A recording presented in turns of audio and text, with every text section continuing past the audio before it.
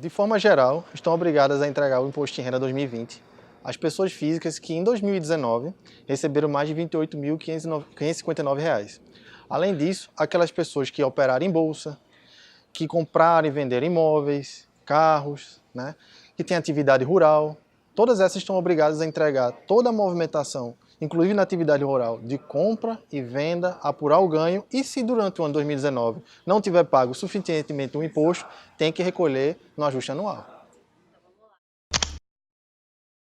Durante o ano de 2019, você trabalhou aqui para o jornal, você trabalhou por outras empresas, você prestou serviço, E essas fontes que você prestou o serviço te entregam um documento chamado informe de rendimento. E esse informe de rendimento consta todos os valores que eles te pagaram. E o que é que você vai colocar na declaração? É justamente o somatório desses rendimentos por fonte pagadora. O que acontece é, em algum momento as pessoas físicas esquecem de colocar todas as fontes de pagamento na declaração. Isso é muito comum.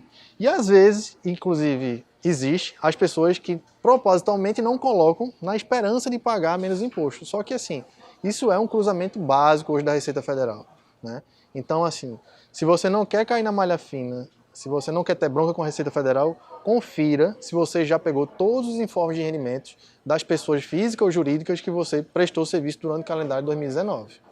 O ideal é que durante o ano de 2019 você já vá conseguindo esses documentos, Ou que, se você não tiver os documentos, os comprovantes de recebimento. Você já tenha isso guardado.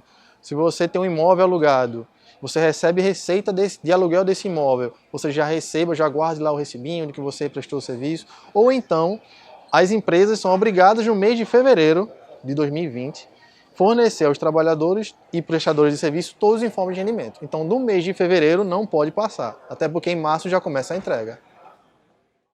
É importante ter atenção também na hora do preenchimento.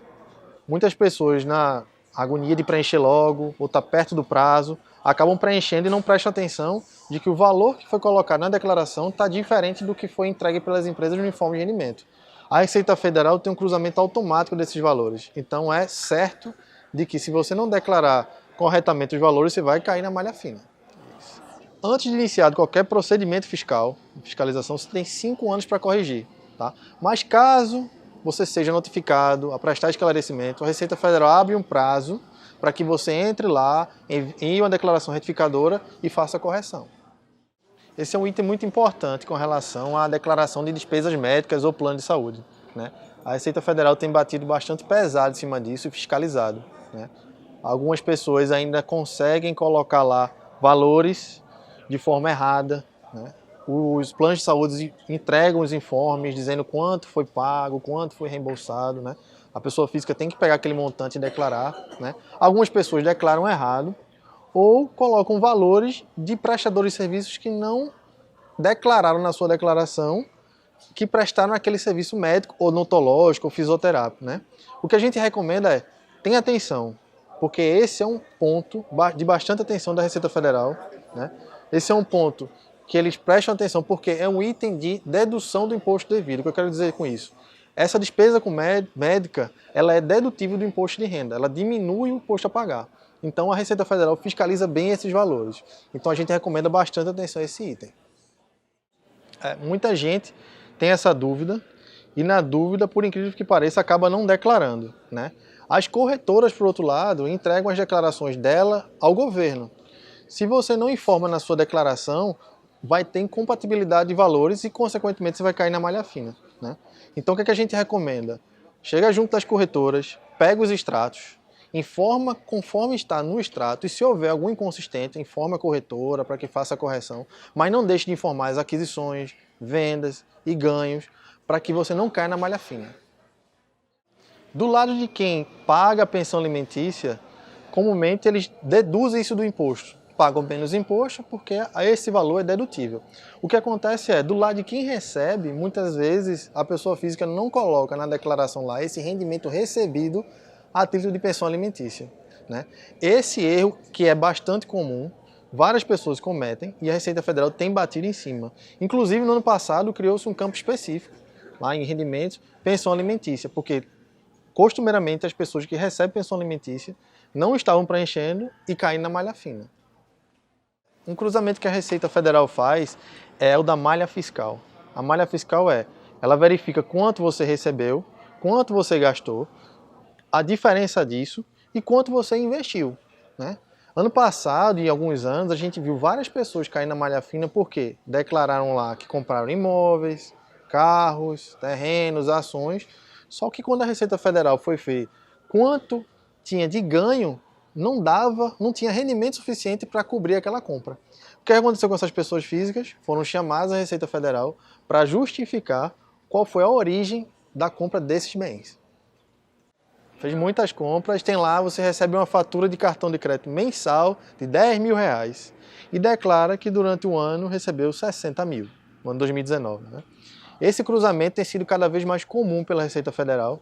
Não só esse, mas a Receita tem cruzado com LinkedIn, tem cruzado com Instagram, Facebook, visto que a vida que a pessoa leva nas mídias sociais é incompatível com o que ela declara nos rendimentos, né? Tem sido feito esses cruzamentos, inclusive eu já vi casos práticos em que a pessoa física foi autuada e o que compôs a autuação foi fotos do Instagram da pessoa estourando champanhe na Europa e declarando lá que recebeu do ano no calendário o limite de isenção, o limite para não pagar o imposto, né? Ou declarando um pouquinho a mais para cobrir uma certa operação. Então, assim, hoje o nível de cruzamento está tão vasto que não dá mais para você ter uma vida nas redes sociais e outra na Receita Federal, né? Essas informações têm que conversar. Tá, você recebeu uma doação ou fez uma doação, né?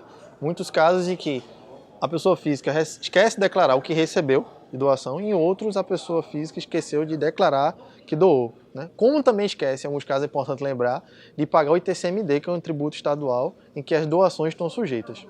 Mas o que é importante lembrar, a gente vê que na prática, algumas pessoas físicas fazem uma doação fictícia para poder fechar a malha fiscal da declaração. Eu tenho um gasto muito elevado, não tenho fonte de renda para poder cobrir e algumas pessoas físicas fazem uma doação recebendo esse valor a título para poder fechar o valor da compra e bater os valores, né? A Receita Federal tem caído fortemente em cima disso porque já identificou que isso é um procedimento de praxe, certo? E tem autuado e pedido que as pessoas físicas faz uma devassa da pessoa física para poder identificar de onde veio a origem daqueles gastos. Você vende, você coloca lá na declaração o valor da venda, se foi financiada você tem que baixar o valor do financiamento, você faz todo o protocolo de declaração da vida daquele imóvel.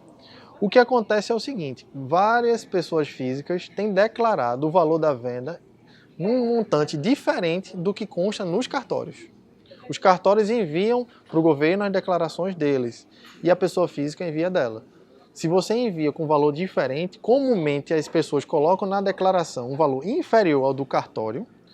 A Receita Federal faz esse cruzamento e pede que a pessoa física pague aqui, entre a diferença da venda, o valor do imposto incidente disso. Essa dica é legal, né?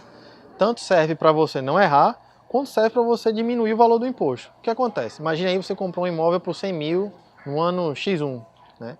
E hoje vai vender esse imóvel por 200 mil. Né? Você vai pagar um imposto que a gente chama em cima do ganho de capital, que é a diferença entre o valor de compra e de venda. Só que nesse meio tempo aqui, se você fez reforma, pintura, gastou com arquiteto, né? Você pode aumentar o valor do bem e diminuir o valor do ganho de capital e, consequentemente, pagar menos imposto. Né? Na lei existe uma relação daquilo que você pode considerar como benfeitoria. Então, para quem não faz, passe a fazer. E, consequentemente, guarde todas as notas fiscais, porque em algum momento você pode ser chamado pela Receita Federal para esclarecer e comprovar aquele gasto.